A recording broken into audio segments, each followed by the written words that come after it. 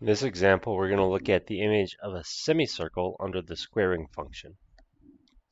So our semicircle rather, is going to be the semicircle that's parameterized by z is 2e to the it, where t varies between 0 and pi. Now, remember, we have this complex exponential. I should write z of t, I'm sorry, z of t. We have this complex exponential, so what is really meant here is cosine t plus I sine t, which is a parameterization of the full circle, where the center of that circle is at the origin and the radius is 2. But we're not going a full rotation, we're only going from 0 up to pi, so we're only going halfway around in the counterclockwise fashion. So if we were to draw this C, if we were to mark 2, we would stop here. So this is the portion of the circle that this parameterizes. And now we're seeing something very helpful with the complex exponential. It's much easier to write 2e to the it, and it's going to be much easier to square 2e to the it than it is 2 cosine t plus I sine t.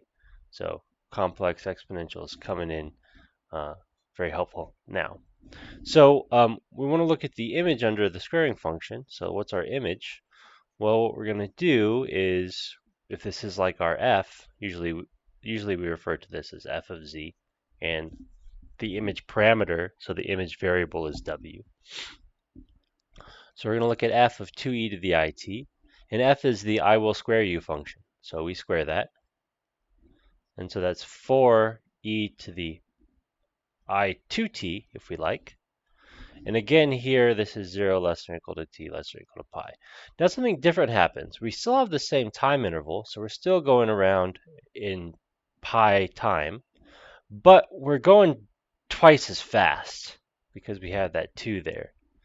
So this is our domain. This is the z-plane.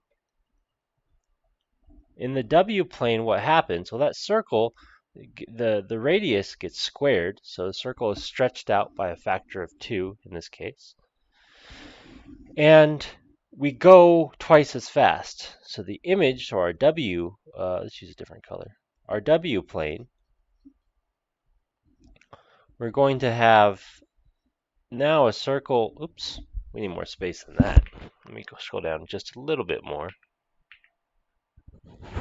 All right, so we're going to have to go out to 4 now. 1, 2, 3, 4. 1, 2, 3, 4. All right. And instead of making it halfway around, this time we're going twice as fast. So now we're going to make it all the way around. And here we still have, this is still w of 0. It's still the start point, because when you square 1, you just get 1. But instead of this being w of pi over 2, this is w of pi over 4. Because when we plug in pi over 4 into our function, we're going to get I pi over 2, and that's all the way up there. And this is w of pi over 2. This is w of 3 pi over 4. And now w of 0 and w of pi are the same spot, because we get e to the I2 pi, and that's all the way back around.